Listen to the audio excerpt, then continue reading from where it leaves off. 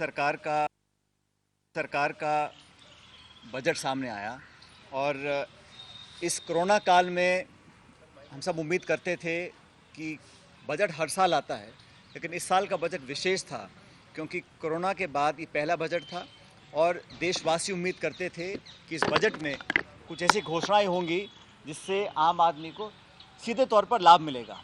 लेकिन इस पूरे बजट भाषण में वित्त मंत्री महोदया ने जिन बातों को रेखांकित किया उसमें डिसइन्वेस्टमेंट, प्राइवेटाइजेशन और दूरगामी योजना बनाना, फंड बनाना, रिसर्च करने की बात करी, लेकिन मध्यम वर्ग को और गरीब लोगों को, खासकर बेरोजगारों को कुछ हाथ नहीं लगा। देश में आज जो कृषि कानून के खिलाफ जो माहौल बना हुआ है, मुझे लगा था कि कहीं ना कहीं किसानों पर और कृषक समाज के लोगों के ऊपर कुछ मरहम लगाने का काम सरकार करेगी।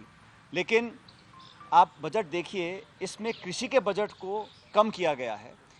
कृषि कल्याण सम्मान योजना है उसमें कटौती की गई है और एक तरफ आप किसानों की बात कर रहे हैं और कृषि के बजट को घटा रहे हैं। ये पहली बार हुआ है।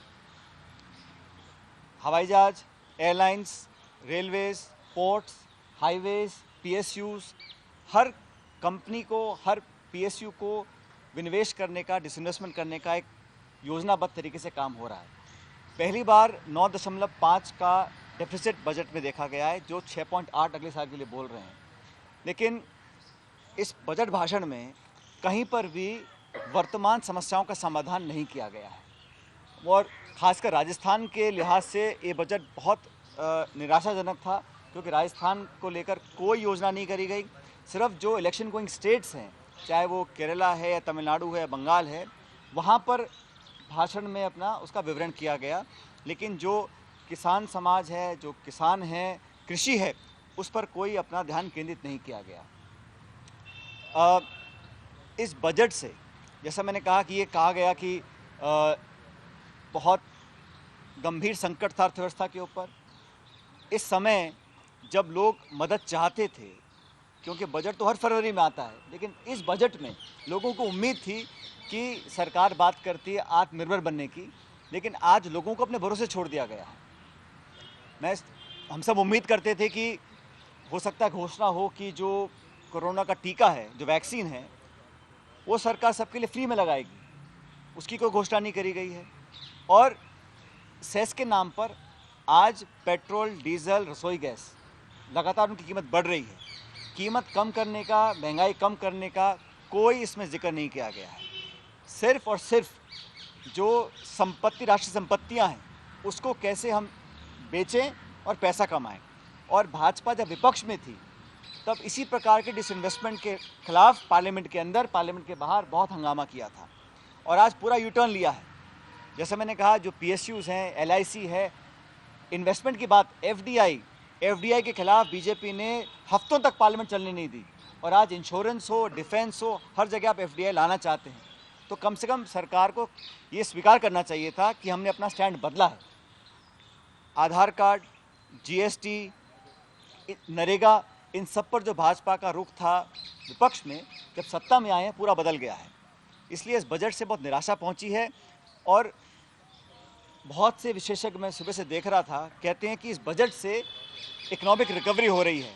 अगर इकोनॉमिक रिकवरी सिर्फ शेयर बाजार के आंकड़ों से होगी या चंद पूंजीपतियों के और पैसा कमाने से होगी तो रिकवरी इस देश के किसी काम की नहीं है। रिकवरी तब है जब इस देश में कुपोषित बच्चों की संख्या कम होगी। रिकवरी तब है जब किसान के हाथ में पैसा आएगा। रिकवरी तब है जब मध्यम वर्ग की, हमारी गृहिणी के हाथ में खर्च करने को पैसा ज़्यादा आएगा।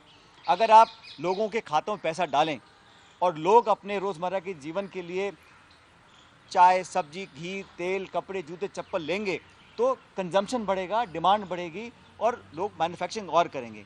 इन्होंने क्या किया, सिर्फ बड़े बड़े सेक्टर से पैसा डाला है और मुझे लगता है कि इस बजट में कोई दिशा नहीं रही।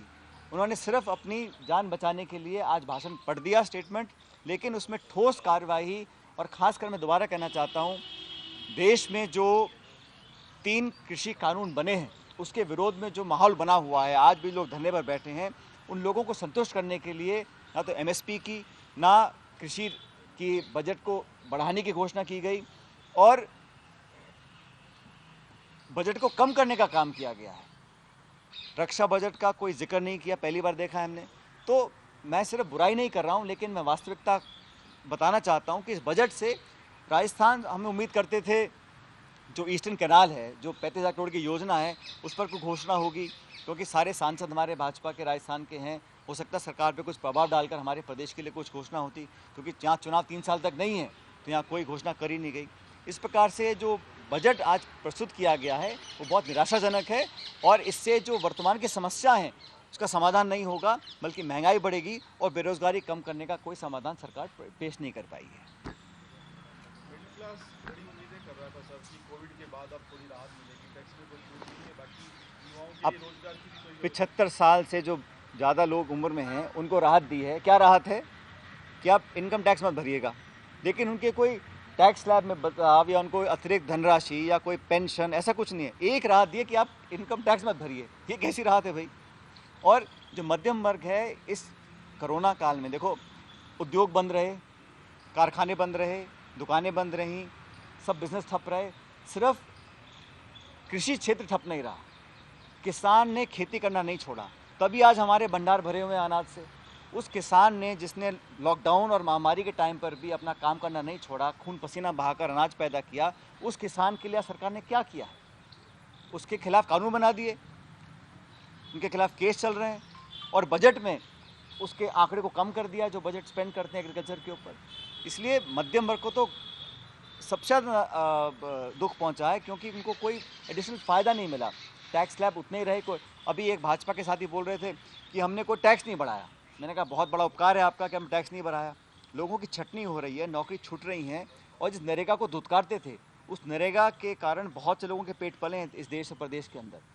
तो ये सारी बातें जनता देख रही है, कैसे स्टैंड बदला है इन्वेस्टमेंट के ऊपर, निजीकरण के ऊपर, डिसइन्वेस्टमेंट के ऊपर, नरेगा के ऊपर, डीबीटी के ऊपर, आधार के ऊपर, जीएसटी के ऊपर। जो पहले स्टैंड था आज बिल्कुल विपरीत हो गया है। तो ये सारा, अच्छा 7 साल से वही सरकार है, पूर्ण बहुमत की सरकार है। ऐसा नहीं है कि कोलिशन का कोई दबाव है या किसी और का, ये मनमानी करने वाली सरकार है। अगर मनमानी करके आप नोटबंदी कर सकते हो, जीएसटी लगा सकते हो, कानून कृषि के पास कर सकते हो, तो मनमानी कर यहाँ पर आप वैक्सीन फ्री करा सकते थे, लोगों के खाते में पैसे डाल सकते थे, लेकिन ऐसा कोई बिग टिकट आइटम इस बजट में नहीं किया गया है। नमस्कार, मैं हूं मानक गुप्ता। अगर आपको हमारा ये वीडियो पसंद आया हो तो इसे लाइक और शेयर जरूर करें, और हां, हमें सब्सक्राइब और फॉलो करना ना भूलें, ताकि आप देश और दुनिया की कोई खबर मिस ना करें। तो जुड़े रहिए हमारे साथ और देखते रहिए न्यूज़ 24।